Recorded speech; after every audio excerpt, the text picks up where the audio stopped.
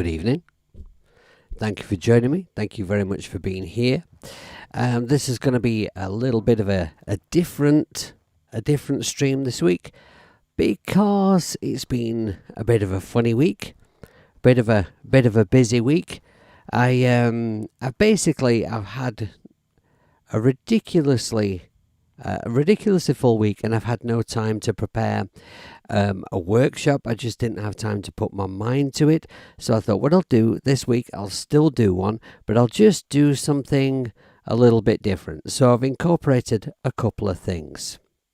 Hi Leela, I see that you are streaming later, and I'm going to put a link in the chat for your stream in a bit, because I don't know how to do the dumping thing yet. Like I've just been saying, I've had a bit of a ridiculously busy week, so I'll put that link in there for people to check out your stream when I've finished this evening. So I've decided to incorporate a couple of things. Let's just say hello to a few people. Let's see who's here. So hi Semtex, and hi Samuel, thanks for being here. Hi Mateus, and Leela, of course. I decided to incorporate a few things. So basically, hi Clayton. For quite some time, I've been thinking about getting a 7-string guitar, because recently I have been doing a lot of stuff that's required a lower tuning, and I've been thinking that, it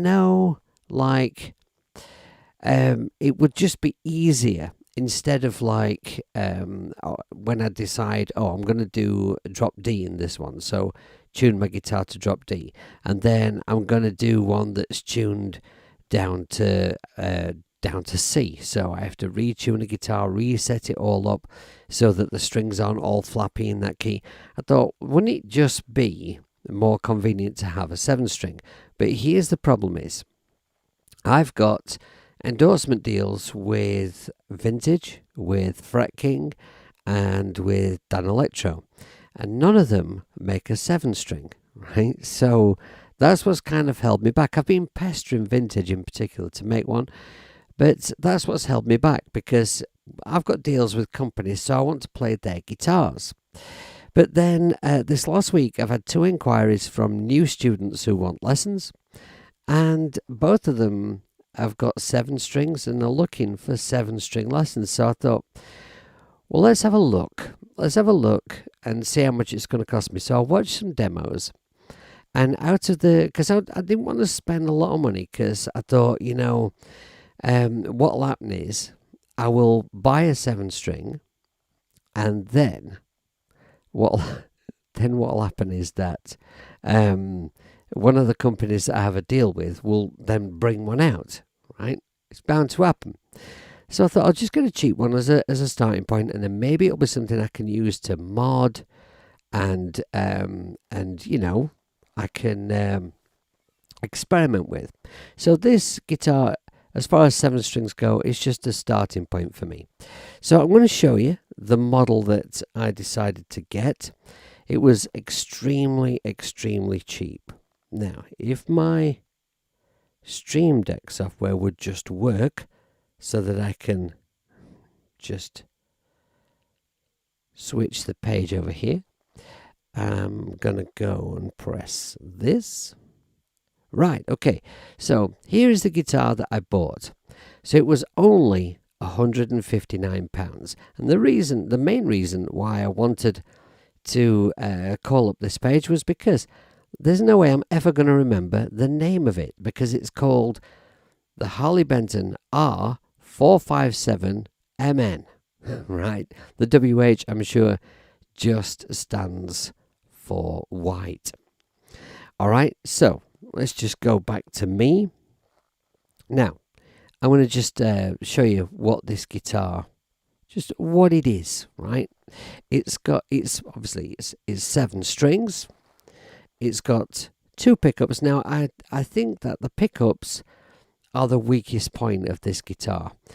They're a bit underpowered, and they're a bit sort of plain sounding. They don't sound bad, but they don't sound sexy. Now, I think that for like low tuning stuff, like that's really, really dirty, just really low power chords, it's probably going to be absolutely fine. But for the cleaner stuff, yeah, it doesn't sound as nice as my other guitars. However, here's what it's got. It's got, because a 7-string, right? So the thing is, when you play a 6-string guitar, right, the length of the strings it's kind of a compromise, because you have a straight nut and you have a straight bridge, and to get each string to be perfectly in tune all the way up the string, each one needs to be a slightly different length. That's why, otherwise the intonation will be out. And that's why on your bridge you've got saddles which you can adjust the length of, right? So on this guitar, to assist with that problem, because obviously it's a much greater problem on a 7-string because you've got this super low B string. So the bridge is staggered like this. And the frets are also what we call fanned. So I don't know if you can see that, like you can see the frets are not straight, and neither is the nut. And that just helps with keeping everything nice and perfectly in pitch all the way up the fretboard. And so we've got 4 tuners this side, 3 on that side, and I mean, I've had this. It arrived about an hour and a half ago, and I've not had much time to play on it. And we've got a 3-way switch, so it's just neck on, both on, or bridge on, and the access is great. The cutaway means I can get easily way up to the top fret. It's got 24 frets. Now I chose the white one because when I first started thinking about getting a 7-string, I thought, you know what, I'm probably going to have to buy a black one because, 7-string guitars, they are predominantly made with death metal in mind. And so most of the 7 strings that are available are black. And I don't like black guitars. I don't like the way that, if you get a glossy one, it shows up the finger marks horribly. And if you get a matte one, they just look kind of dull.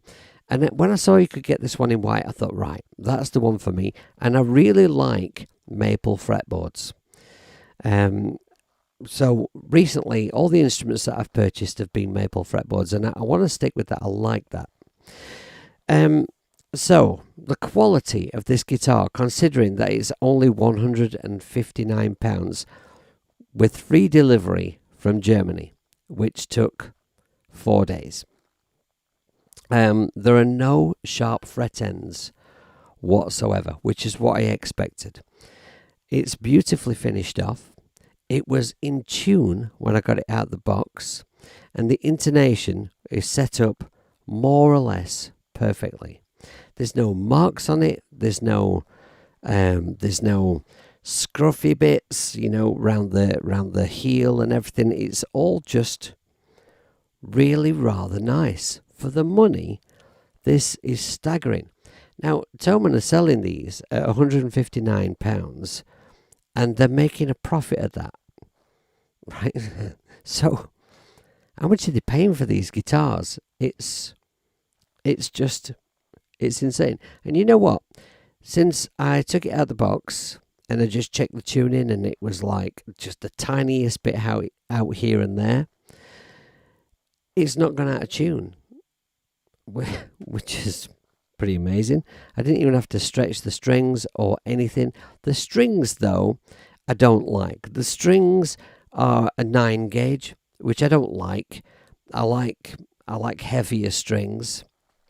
But obviously I can't, at that price I can't really complain. They don't feel like a particularly nice quality string. I've not checked what they actually come supplied with, but other than the strings, I'm extraordinarily happy with this guitar. And I don't think I even need to say, for the money. I think if this guitar was £300, I think it would still be a good deal at that price. So I'll just let you see the headstock and the shape of the guitar. Just make sure that's all in shot for you to see. Right? So I am really, really digging this. And you know, I've obviously, as you could tell there, as I was having a little pissy pants around with it at the beginning, I've certainly not got used to it yet because it's a bit weird. The neck's a bit wider. It's made kind of like an Ibanez style neck. It's wide, but it's quite thin and it's very flat on the back. And it feels quite nice to play. It's really not particularly heavy at all. So I think this guitar, if I was to put some really nice powerful pickups in this and get some strings from Rotor Sound, a nice heavier gauge, and you know, like the setup is just like I would set it up myself. You know, it's kind of, the strings are low, but it's not too low. There's no buzz, there's no rattle. For £159, this is just ridiculous. I mean, yeah, you know, obviously there are better ones, but by the time I've spent money on a couple of nice pickups and some strings, it's still going to be an amazing deal. So, anyway, so I thought, seeing as how my guitar was going to arrive today, I thought I did say in the last week's stream I showed you some of the new apps from Aurora DSP, and I said that I'd received Absylon, and I think I just gave it a quick look at it, but I thought with the 7-string coming today, I would sort of demo that or use that. Main thing today is just to sort of try and make something and give you maybe just kind of get a track just started off and give you a chance to just sort of have a look at the guitar. And if you're not familiar with 7 strings, I'll try and sort of explain how we might use it, and you know, it gives you a chance to consider whether that might be useful to you at all. And also, you'll get to hear Absylon and, you know, assess whether this mighty mental death metal amp sim might be for you. Right, so let me just show you. I'll just go to this view here. Right, so in Cubasis 3, what I did was I opened up the template that I made in the last session. So this is my RX11 template. So I should have, yeah, some drums coming through if I hit the buttons on the drum machine over here. So that's already set up. And then I just added a track, one which I put the 20th Century amp on, because this amp, this is a lovely amp if you're looking for a clean sound, right? Because most of my guitar software is amp sims, right? And amp sims sound like amps, and most amps don't really do a purely clean sound, because amps don't really honestly do that. But when you listen to things like, let's say if you think about, say, Metallica's Black Album, right? You've got some really heavy distorted guitar tones, but you've also got some really, really clean bits. So if you're wanting to have, say, like a clean intro for a really heavy song, this is a great amp to go with. And so I'm on the middle pickup here, or rather middle position, so it's a blend of the two.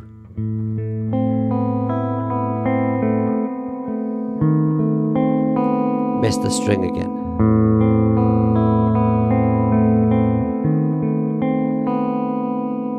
I'm not used to where they are yet. Now if I go with a that was a magic chord. If I go to the bridge pickup,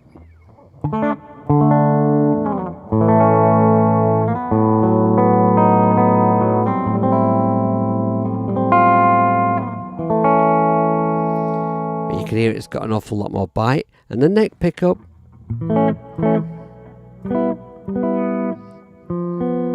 it's not like a beautiful blues pickup or anything, but it is a lot rounder,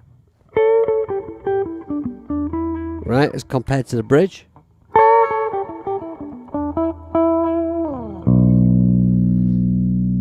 And there's that low B. Alright, so for anyone who's completely lost here, who knows nothing about 7-string guitars, it's very, very simple. It is just like a 6-string guitar with an extra low string, right? So if we, let's see, how can we explain this, right? So if I was to play a D string on a 6-string guitar, and then I go down 5 frets,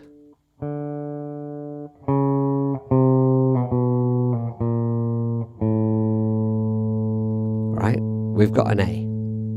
If I go down 5 frets from the A,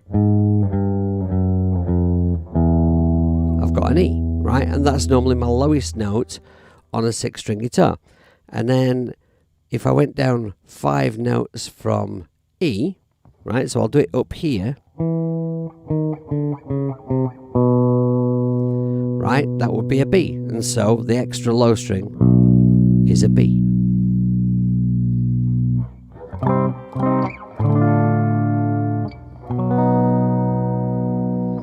Okay, so I'm not going to get on to Absylon just yet because I've got this idea and I just want to record it. I've got this idea which you've already heard for a little bit of a clean guitar that I thought might make a nice introduction. Right, so, because basically in this stream I'm going to have a little bit of a Pissypants around and just try and make a little bit of music. So I'll just do this here. And then, oh, now then, all these RX11 tracks are armed. I could do with just unarming them so that when I record a bit of guitar, I don't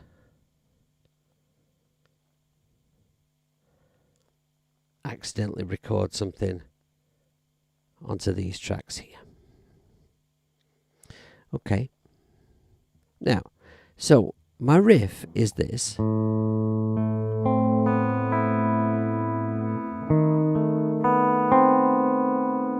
Right? And I'm thinking like slow and moody. So what kind of tempo would that be? Let's find that out first. I'm going to just go and drag this handle from over here. So that's a long way across the project. We've got snap to bar on. Let's just loop that around a few bars. Okay, so if I put my metronome on,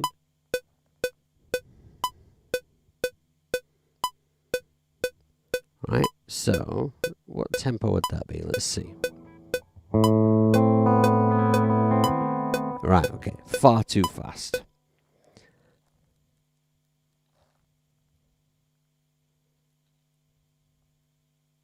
Let's bring it down to 80 BPM, see what that's like.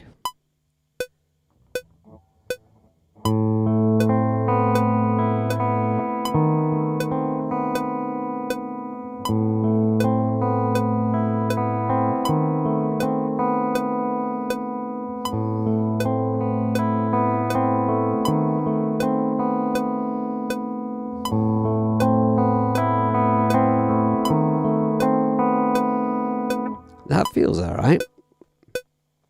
What about a tiny, tiny bit slower?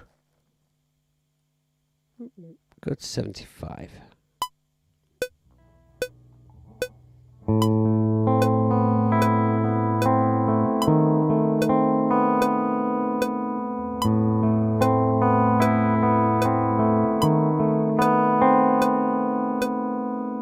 Alright, I think that works. Okay, so if I'm playing this riff, let's just switch the metronome off for a minute. If I'm playing this riff,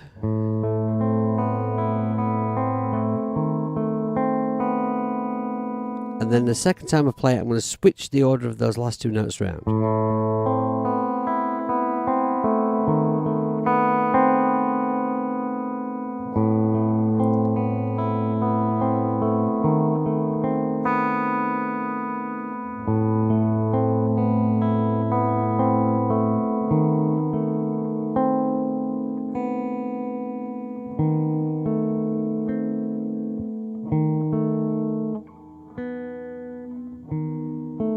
I'm going to change that last note. Ooh, that's a painful hand position. Right, okay. I think that would be long enough, and then it's going to kick in, right? Which is what we'll need the other app for. Excuse me, sorry. Right. So now, what's my levels looking like here? I think that's sufficient input. Right.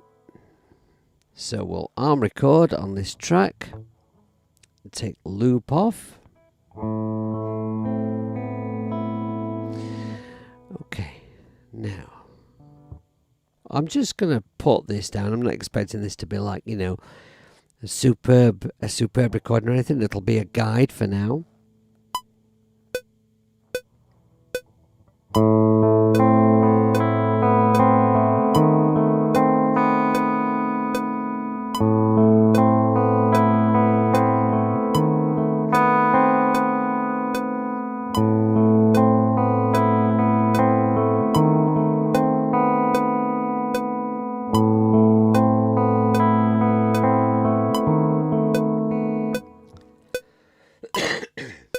I want it to slow down. I just feel like it should slow down. So if I just... it wasn't the best playing in the world, but it'll do for a little guide.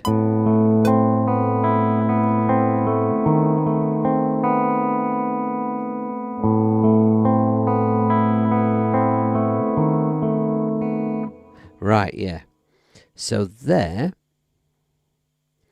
I'm going to just play it in without the metronome and try to see if I can make it slow down, you know, like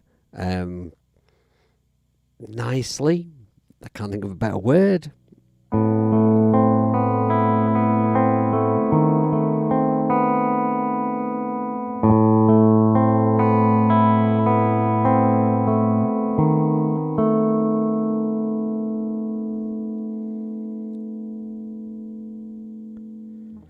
Right, I didn't put that new note on the end. Let's just have a listen to what we've got there. Nice and rough.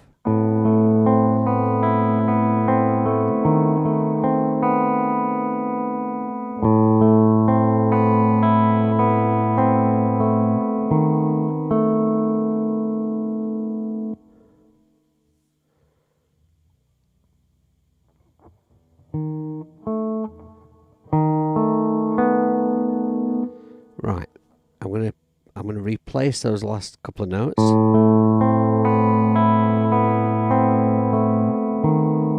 Right, that kicks in just there. So switch snap to bar off, and let's just zoom in and get rid of that note there. I'll tell you what, let's just do a little edit here because I've had quite a few questions about audio editing. So you see these two different sections that are recorded here. You can see just right here there's traces of the beginning of the next note. I'll just zoom out a bit. You can see that there, right? We don't want that. So I'm just going to take this to there. Now the chances are that when the playhead passes this piece of audio just here, we might get a bit of a click because I've chopped that audio off there. So I'm just going to put a little micro fade there, just by dragging the handle down there. Right, now let's just zoom out here and we'll find the beginning of this note. Right, that's there. So In fact, you know what? I think the timing was bob on where that joined. So I'll just drag this back here. So we've got two microfades facing each other. And what I'm going to do is I'm just going to leave the tiniest gap there. Let's just see if we've got any click going on. I'm not hearing any click. So now let's just drop it back to the beginning of this arpeggio and let's just see if the timing sounds okay.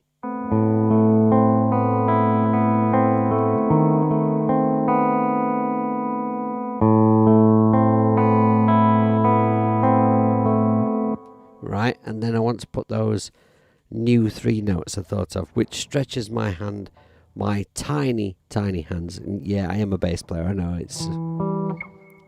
it's ridiculous, but what were the notes again?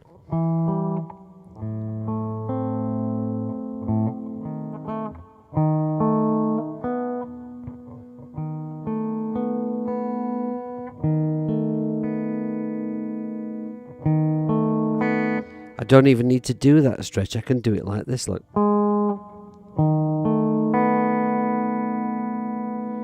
I can just use the open B. That note's a B. Why didn't I think of that? Because I'm a stupid hippie. Right? Let's just record that.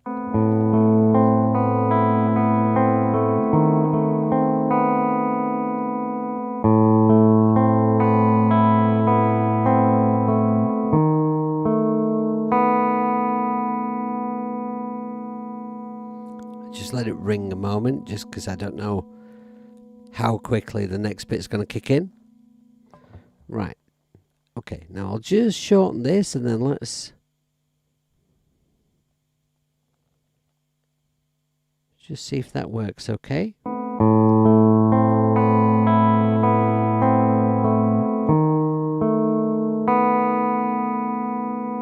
You know what? It would work better if I did it all in one movement, wouldn't it? Because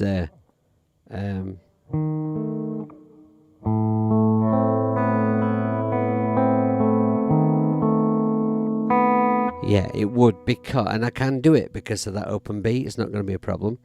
So it would be better if I just redid that, because the nice thing about the way this sounds, it sounds like it does because of all those strings just ringing into each other. So the part I'm going to play is right. Okay, so we'll redo it. We'll take it back to the beginning of here, and I'm going to put the. No, I'm not going to put the metronome on, am I? I'm going to do this.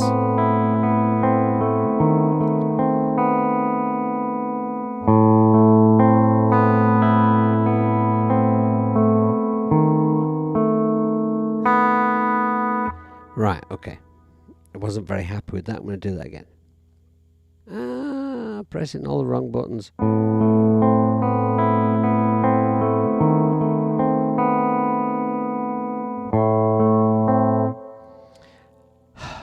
Fell at the first note.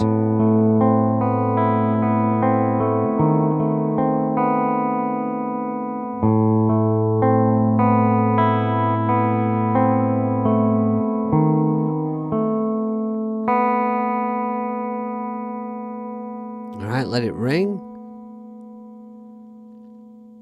Okay, that should be enough, I think. Right, okay, now just shorten this and then let's see where the beginning of that note is. It's there. Little microfade. Join these together like so. See, tiniest gap. And then we'll just see if that slowing down thing works.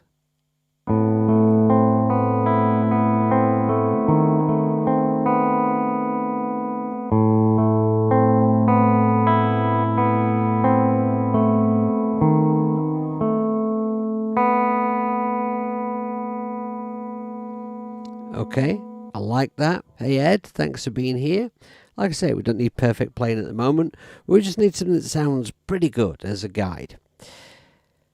Okay, so there is my nice, pretty intro. Now, right now, what I'm wanting to do is I'm wanting to get some kind of choir sound from the Cinematics app.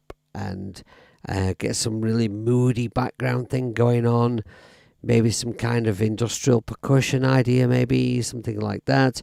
But I want to show you this guitar, this Absylon.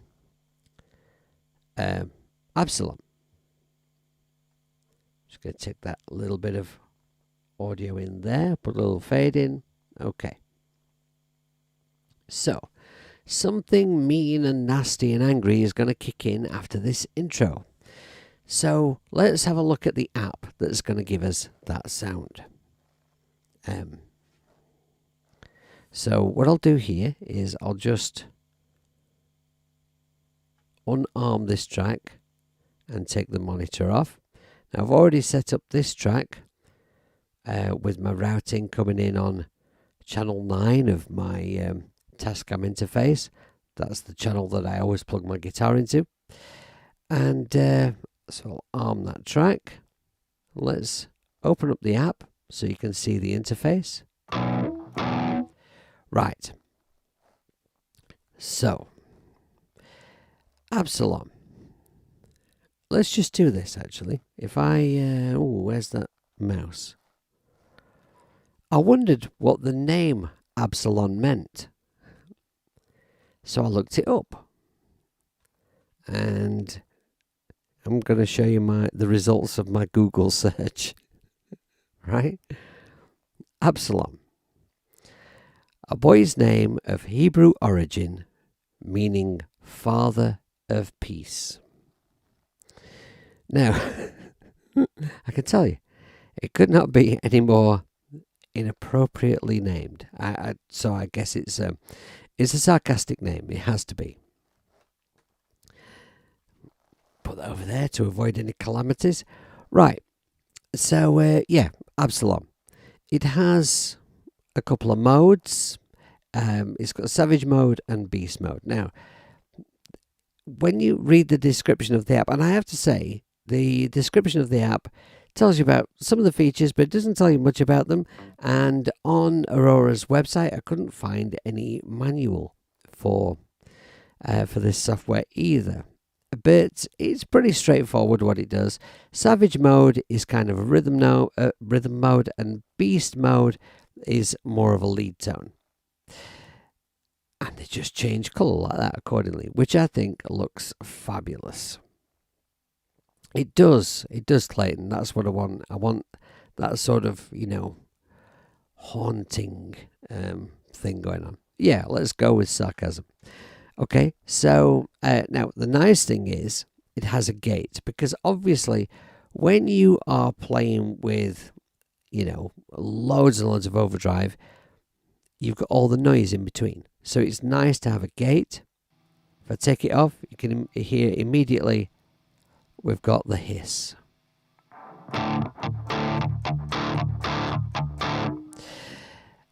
So I'm going to set my gate so that when I'm not touching the guitar, it cuts off. But I don't want it to be a problem if I try and play a bit lighter. Right, so that seems to be about right. Okay, now, let me just switch this off. And, right, we'll go through the app like this. Okay, so there's my gate. Now, here we've got basically an EQ section. Bass, middle, high for treble, and air, which we'll come to in a moment. Right, so if I think that my low end sounds a little bit flabby, maybe just take off a little bit of bass. Because, you don't need like loads on the low end of a guitar. I'll leave it there for now. Let's brighten it up a bit. And that you can hear immediately. And the mids, let's do this. And you could, of course, go for this kind of sound. Right.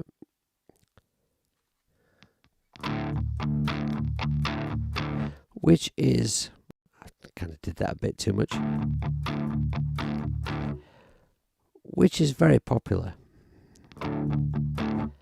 Although with a lot more drive on it.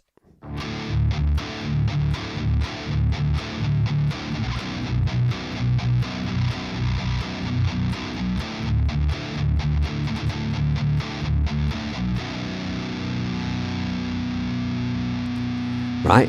So you're getting the kind of tone that this app produces. So now in the middle of Aurora apps, there's usually the head of a gorilla or a rhino or some kind of a beast that you can rotate. And when you rotate it, they don't tell you exactly what that control does. But it usually works kind of like a magic source kind of a control. I think effectively they use this sort of a scoop, right? But on this app, as you wind that up, I just dropped my pick. I never drop my pick. I must be going to seed, right? So, yeah, as you wind this up, it just seems to increase the overdrive. Let me just knock this back to a sound I personally like better. Right, so as you increase it, it just seems to just bring up that drive.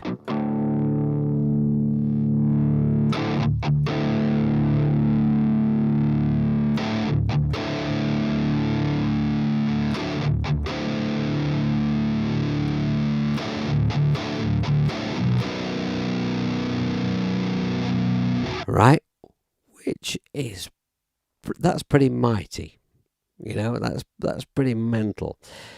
But then it also has a boost button which is labeled grind.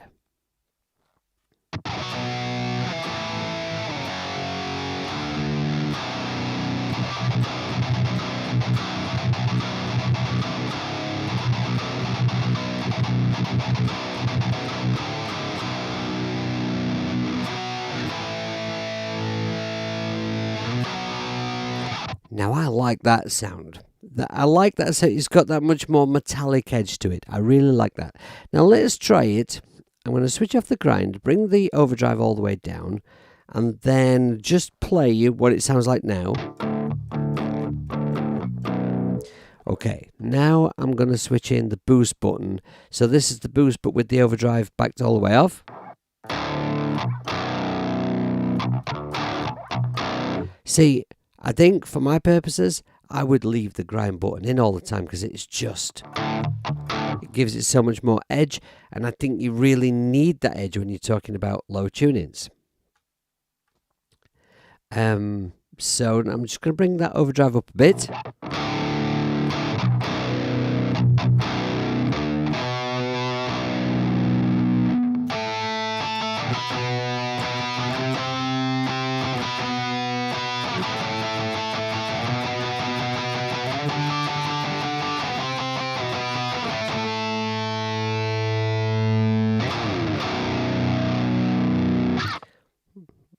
I like that.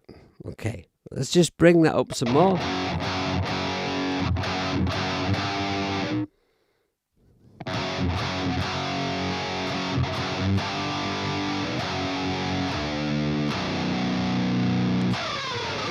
How are we doing, Ed B? Are we okay?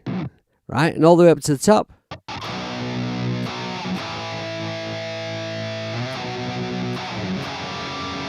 The thing I should mention, by the way, is I talked about these pickups earlier, and these are not the most powerful output pickups. And obviously, if you have a guitar with really, really powerful pickups coming into the front end of an amplifier, or in this case an amp sim, it does drive it a lot more. So right now I'm on my bridge pickup, my guitar's turned up all the way, we've got the overdrive up all the way, and we've got the grind button on. So in the rhythm setting for this app, this is kind of the uppermost. With this guitar, this is the most I'm going to get out of the overdrive.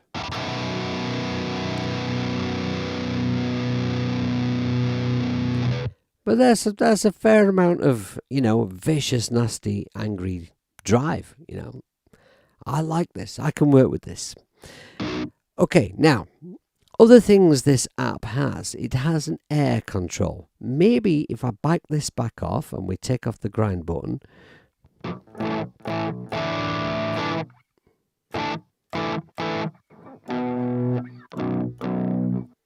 me just play a...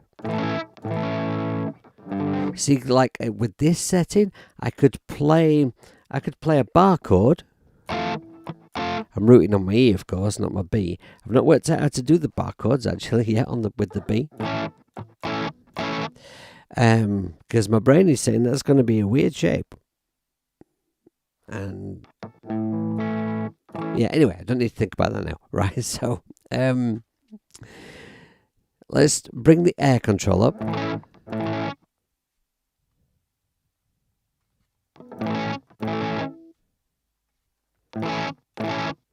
Right, now, what I'm hearing is brightening up the very top end. So if I put the grind button back in, actually, let me just, I'll wipe the air off, I'll play a chord down here. Now let's put all the air on. Now if I play higher up, take the air control down again. Now up here I can hear it. Lower down, but there's more top end frequencies there. Now, with the air control all the way up and the grind button in and all the overdrive on,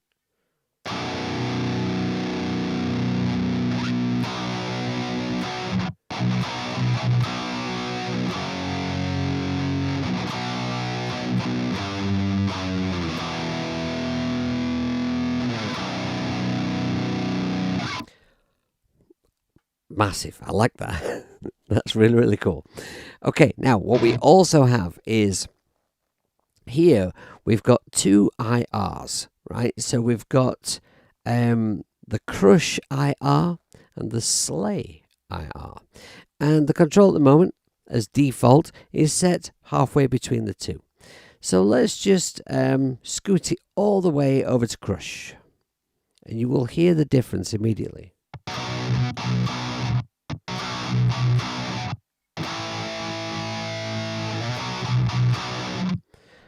Right, now over to Slay. And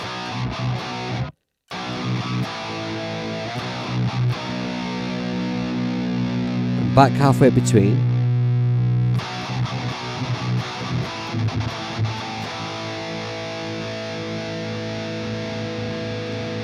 I'm really liking that Slay.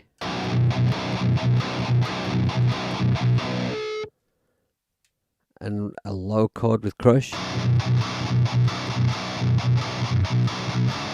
That one seems more broken up. It just seems much, I can't think of a better word for it. Broken up. And the harmonic overtones are much more messy. Maybe messy in a good way, you know. Hang on, my side camera's died. You know, it's always doing this bloody phone. Let's just give it a kick up the arse. Hang on. Shut up. Come here. Right. It asks me about every 20 minutes if I want to update the Android software.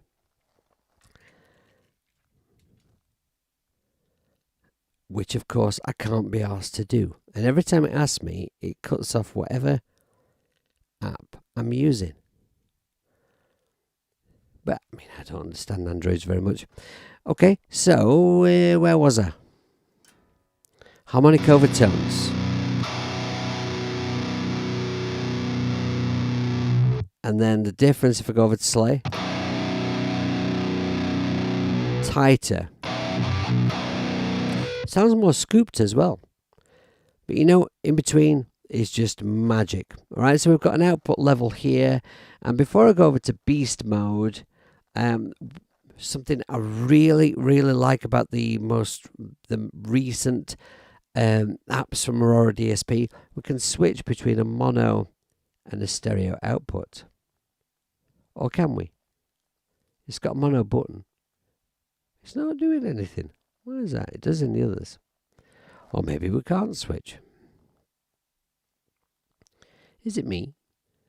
Wait a minute, let's just do this.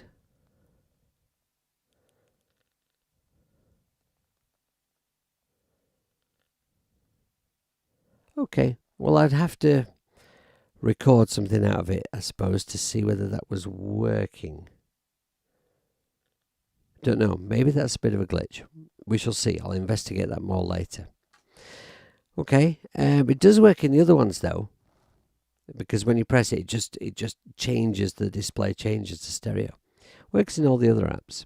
Okay, now super magic thing about this app, Aurora DSP, always include in the slightly more expensive apps a really good tuner. Let's just see how my tuning is holding up.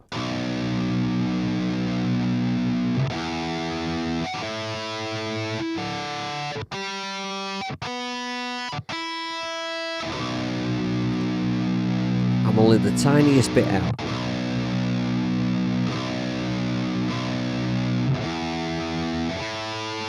A cheap ass guitar that came with cheap ass strings, beautifully set up.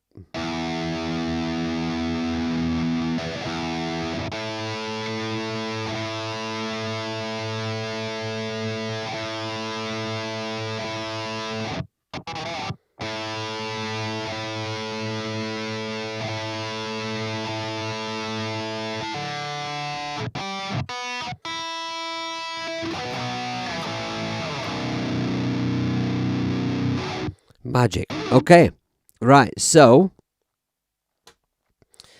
if only Nambrini would include a tuner, and IK Multimedia, and Steinberg, if only they would put a tuner in Cubasis, it would be so helpful. Right, okay, so let's do beast mode. Before I go over to beast mode, what I'll show you is when I go over to beast mode, right, all the settings remain the same. And there are no presets. It's just, it doesn't need presets. Like, there are none. It's just an app that's very easy to dial in your sound with. It doesn't need presets. You just Pissypants around with it. So what I'm going to do before I go to beast mode, I'm going to just take off the boost and the air, and then we'll. Oh, and what I forgot to mention was, you can switch this IR section off. So if you wanted to use this as an overdrive before an amp, or if you wanted to use it in conjunction with some app that you load your own IRs into, something like that, you can do that. Okay, so now I've backed everything off. I'll go over to beast mode, and we have this. Of course, this is intended for lead, really. But I want to show you what it sounds like with chords. Power chords, obviously. Right? And that is, of course... Oh, I should wound that down. That's what I should have done.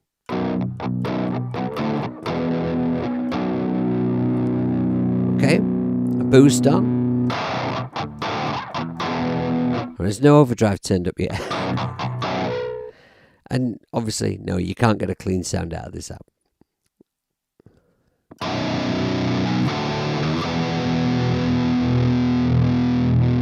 Right, and we'll wind it all the way up. So if for some reason the rhythm mode can't give you enough drive, you can always just put it on the lead mode and just play chords in that mode.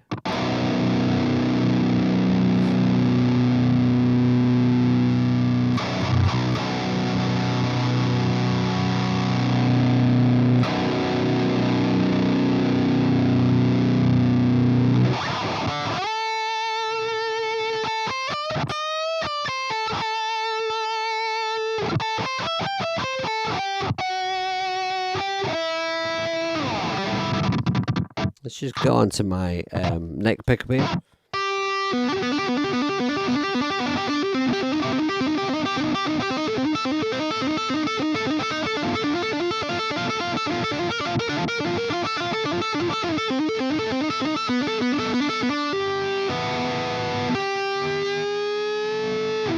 Yeah, I'm not used to guitar yet, but you know.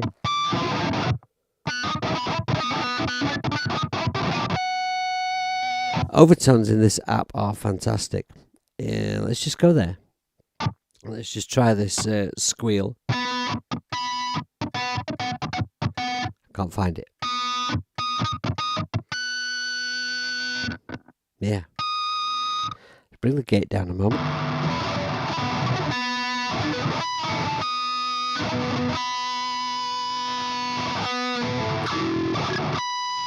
There. Should have gone on bridge. Marvellous. Alright, so basically, it's an immense app if you're wanting something really dirty for some really kind of thrashy, deathy, doomy, nasty stuff. Brilliant. Okay, so I don't think there's anything left to show you in that. So what I'm going to do now is I'm just going to see if I can just find a really nasty sound.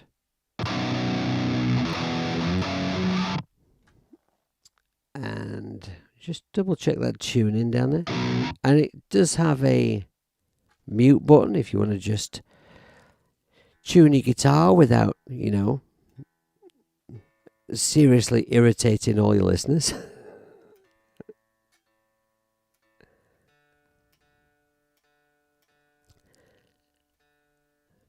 I'd say this guitar is it's absolutely stunning value.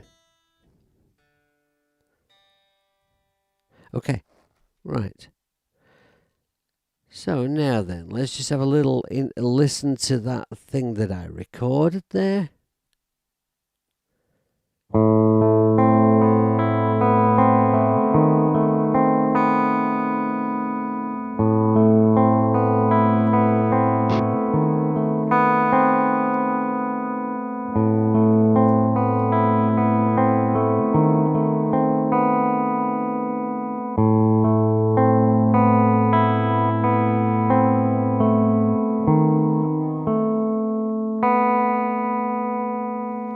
Right. That wasn't planned, but that last note is a B. I promise that wasn't planned. But it occurs to me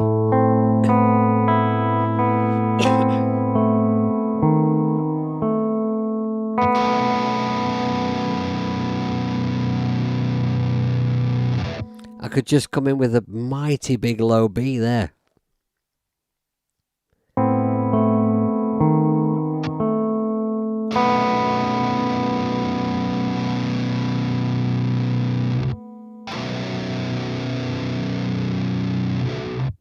Let me just change that sound a little bit. It's maybe just a little bit much.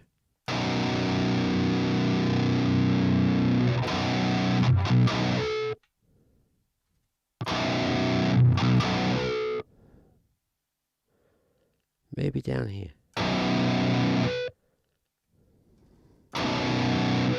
Okay, let's try that.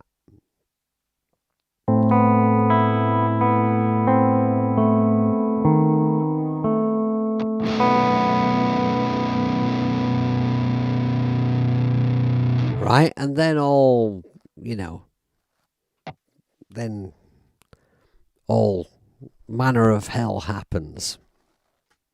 And we need some mighty riff. But if I can just put that chord there. There's so many ideas coming all at once for what I could do with this, so let's just record that one chord in.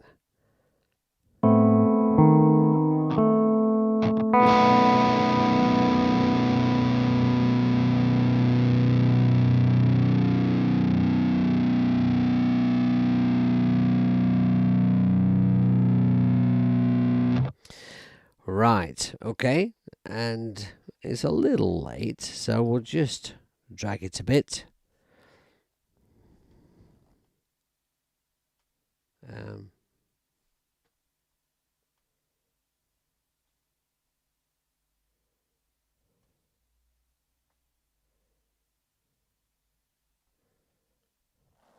All right, Maz, try a B minor. Well, I am definitely going to be using a B minor right there when I put in some background choir or, you know, weird spooky sound or something with one of my synth apps. But for the guitar, I just want it to be power chord.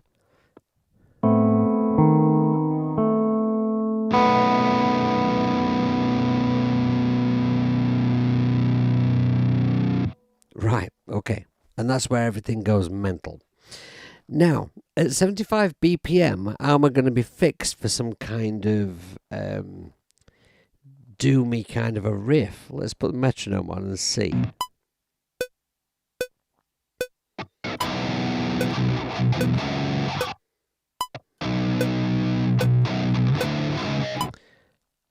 I just realised something.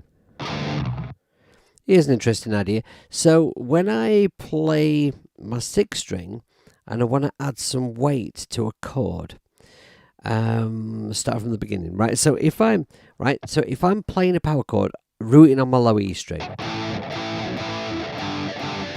it sounds pretty mighty. Now, often I feel like when I go over to the A string and play a power chord rooting on the A, it can sound too light in comparison. A string, E string. So sometimes the riff can sound a little bit uneven. So what I do is, right, this root note here is, this is a D. Have to double check because now I've got 7 strings. I get lost very easily, right? So this is a D. And then the other note in the power chord is a 5th, right? Play my scale. And that's how a power chord is made. So what I do is, if I'm playing a chord and I'm rooting on the A string and I think it sounds a bit pissy pants compared to the chords that are on the E string, then what I'll do is I'll include the low 5th. So just that 5th note, an octave below, which on a guitar is conveniently on the same fret as the root, just 1 string back. So I can do this.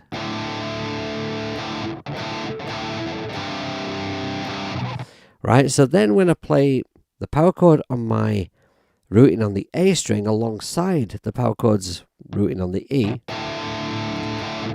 they have more weight to them. And I can actually move a power chord by just moving 1 finger.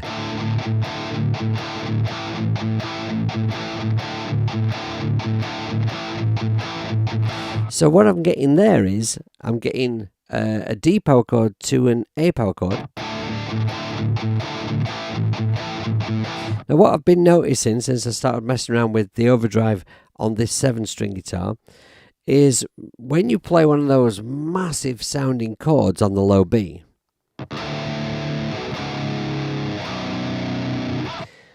and then you play a power chord on the E, they sound kind of light, same kind of principle. So I'm going to do the same thing down here and see what that sounds like. So this will be, what bloody chord is that, right? So that's going to be a G playing, rooting on my E string, adding the low 5th.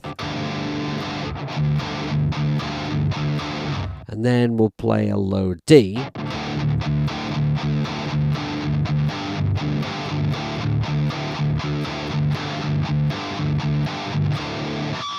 Yeah, okay, so that works.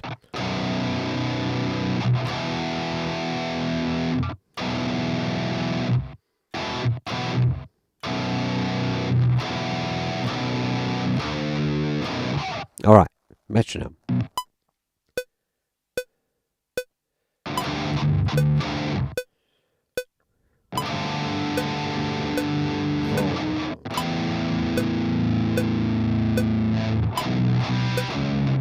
Oh, it's slow, that, isn't it?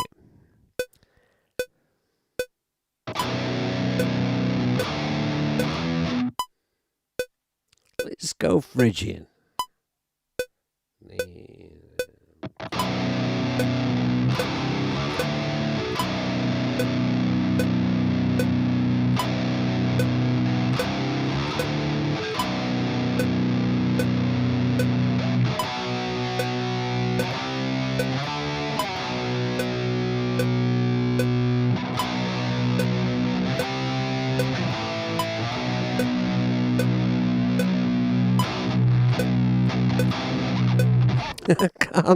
I can't swim that slow, hang on.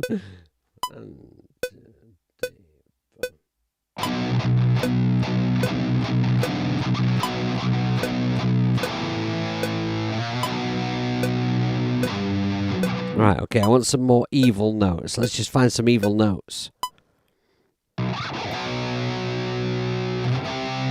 Phrygian. Flat 5. Ooh, yeah.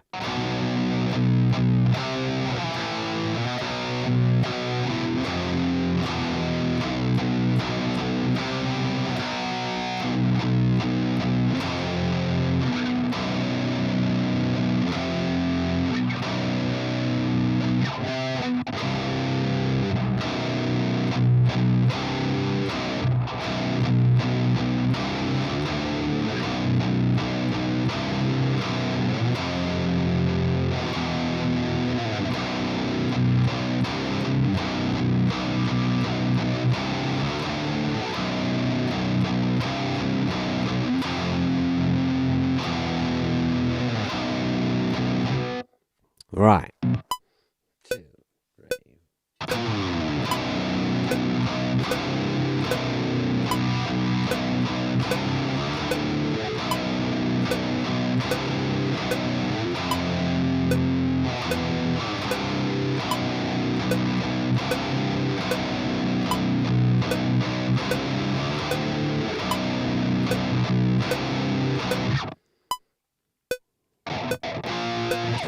All right, that's pretty evil sounding. I'm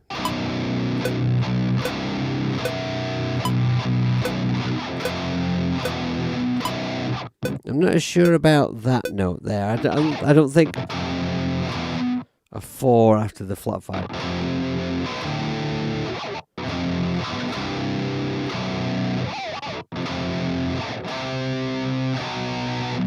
Oh, I just had an idea. I just had an idea for a riff. Hang on. Right, so that riff that I'm playing at the beginning there. Right, okay, so I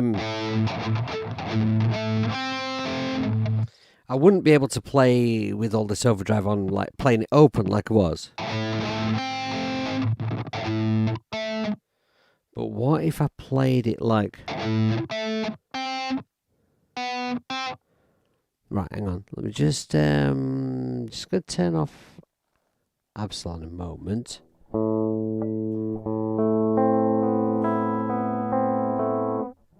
So if I played that as single notes.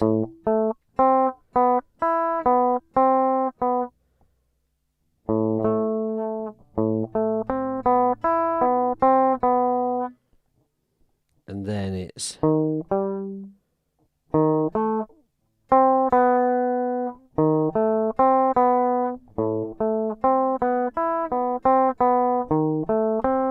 Right, okay.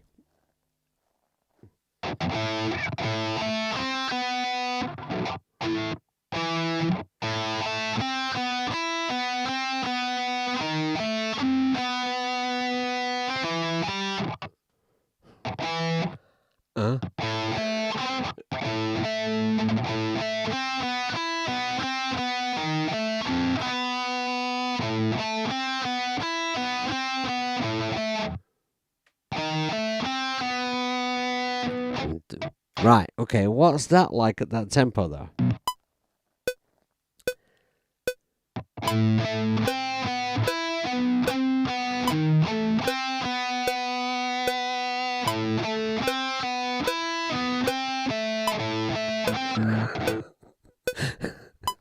Well, it's not very good if you don't play the right notes. 2, 12, 9.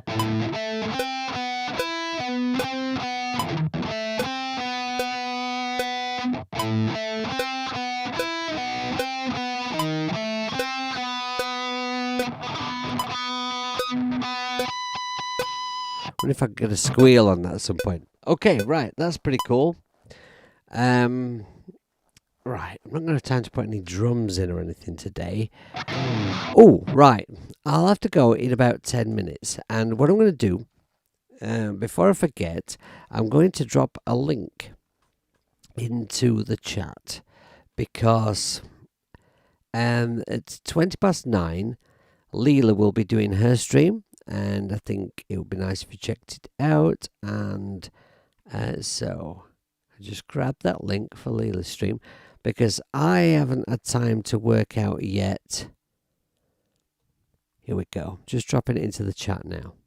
I haven't had time to work out yet how I dump you lot from my stream over to Leela's stream, because I'm just slack and useless. So the link's there in the chat, okay?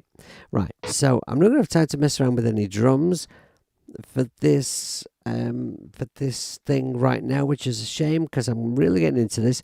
But I think this makes a great doom riff.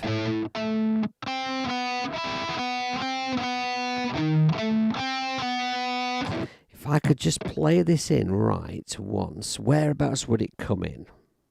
Let's see. 3, 4.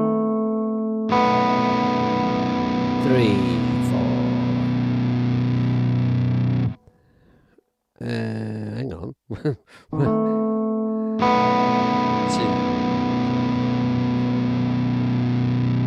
Right, okay. I might need to move this intro because... well, let's just play it in. We'll worry about that later. Okay. I'm just going to drag this back a bit. Maybe to about there. And then put the metronome on. I'll just play it in where I feel. Doesn't matter for now.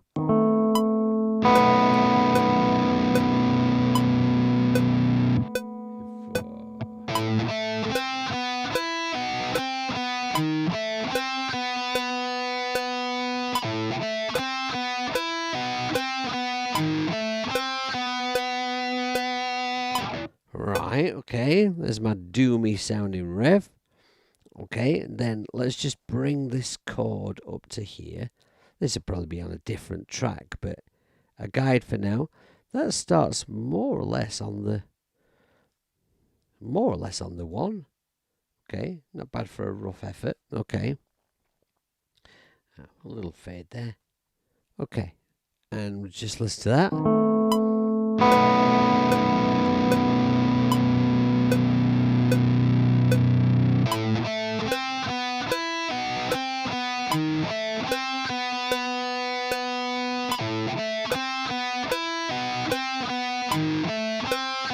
Right, okay, now this riff, that's based around an A. So I could play an A like here.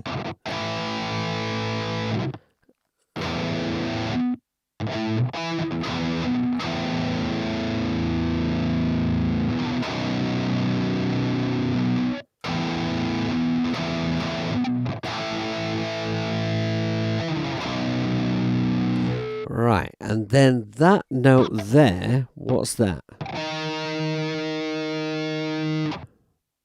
That is an E flat. Okay, so we're going from A. Ooh. That's doomy. That's very doomy. One of the first really, really heavy bands that I liked, I remember going around to my mate's house, and he was one of those guys he'd always got a new LP, right? He'd always got a new, a new vinyl, and it was always something I'd never heard of. He was one of those guys I used to wonder, like, where do you hear about these bands, So we must have been about 14, 15, something like that. He's like, wait while you hear this. You've got to hear this. And he's got the first ever album by a band called Candlemass. And Candlemass, it was sort of like doom metal. It was like early Sabbath. Yeah, it is a bit Sabbathy, isn't it? Yeah, it was like sort of Sabbath slowed down and very, very doomy. I really, really liked it. And actually, I was thinking about this the other day, and I put it on in the car, not heard it for years, and it was, yeah, awesome stuff. Check out Candlemass. And the really, really cool thing about this was, when I was touring in Europe in about 2000, it was probably about 2007, something like that, I think. I was doing some gigs in Sweden with Tony Martin from Sabbath, and and they're from there, and they came to watch us. And they were asking Tony if he would do a guest vocal on one of their records. I think that was how the story went.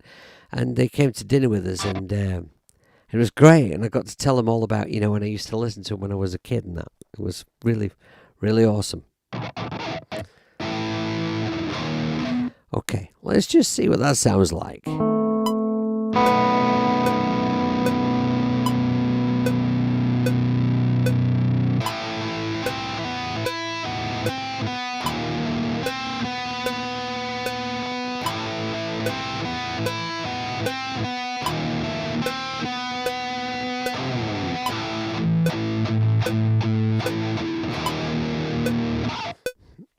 I wonder whether that should be a chug.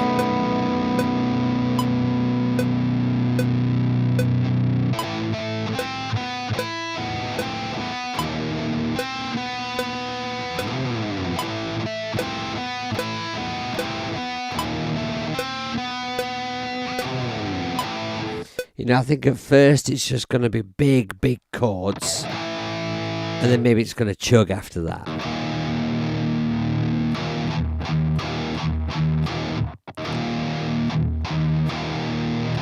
Maybe not a solid chug, maybe something more like that. Let's just put those big chords in. I need to duplicate this track, and then unarm that one. And let's just clear this. Wrong button. Audio off of here. Right, and then let's put these chords in.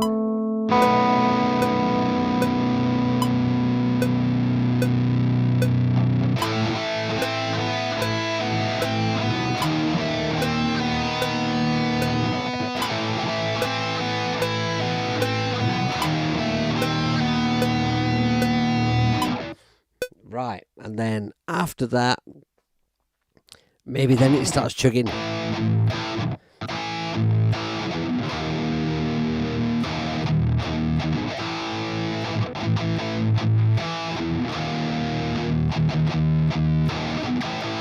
don't know, I'll probably get the idea for the rhythm when I start incorporating some drums and stuff with it. But that's just so much fun. It's just so much fun playing around with those low tunings. So basically, right, I'm impressed with the app. The thing about, now I don't know tons about this, but what Aurora have said about this app is that they wanted to make an app where you could use it with low tunings and have loads of overdrive and not like have loss of bass end, and I think they've achieved it. I think it sounds absolutely enormous, and it's going to be loads of fun playing stuff on this and then adding the bass with my 5-string bass because in my head it's all just going to make so much sense because when I use a guitar that's like tuned down so that I can play some lower sounding chords, then it gets quite confusing when I go on the 5-string bass because I'm like, well, I'm not playing in the same position. All this is it throws you. It's a bit weird. So this is going to be really, really cool. I love the app. I'm really impressed with the app, and I'm really, really impressed with this guitar. And I'm not even going to say for the money. For £159, this is absolutely ridiculous. Feels so nice to play. I mean, I just wish I could play it. The thing I've just realised as well is, right, it's got fan frets, and I've honestly never played fan frets before, and I've not even noticed. It's not, I'm not getting confused. I'm not putting my fingers on the frets. The width of the fretboard is not giving me any massive problem at all, and my hands are really, really tiny, really, really small. It feels weird when I go up here for the lead stuff. That felt very, very uncomfortable. I was not sure about that. But then really, you don't buy a guitar like this, if you're a metalhead, you're not really buying a guitar like this for the lead stuff. You're probably still going to put the lead down with your 6 strings that you're used to, and this is going to do this stuff. So now I've got to go, Semtex. I'm really sorry. I would absolutely love to stay in here another 8 hours, 10 hours, 20 hours, and just keep working on this, because this is fun. This is great. But yeah, I've got to go because Leela's about to start, and because I'm starving and Donna's made my dinner. So I've got to go eat it, all right? So thanks ever so much for joining me. I hope it's been okay today. I mean, it's been a bit of a different kind of a thing. I hope it was all right. Let me know. Get in touch with me and let me know. Sorry, I just twatted the camera. Is this kind of stream okay? Just let me know if this sort of thing is interesting and fun to you. All right. And if it is, I might do it again. And if it's not, then I just won't. All right. Thanks ever so much for joining me. I'm going to play you out with what I recorded so far, which is not an awful lot. So take care of yourselves and have an awesome weekend. I won't be here next week because I'll be in Japan, but I will be spamming the internet to let you know when the next streams will be and all of that stuff. All right. So mail us some music, be good people, look after the planet, try not to piss pants about, and go and watch the stream and let me know whether this stream was any good. Bye bye.